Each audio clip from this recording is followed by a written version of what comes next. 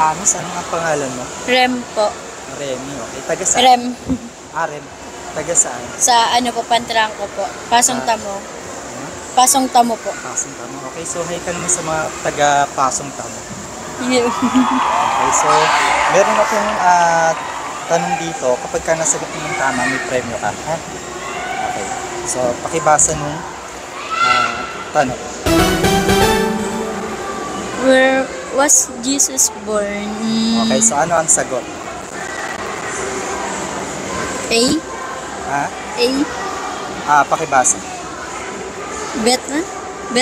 Bethlehem? Bethlehem. Okay, tignan natin kung tama. Wow, correct. Okay, very good. So, nanalo ka ng 5,000 pesos. Okay, so 1, 2, 3, 4, 5. Okay, so meron ka ba nga babatiin?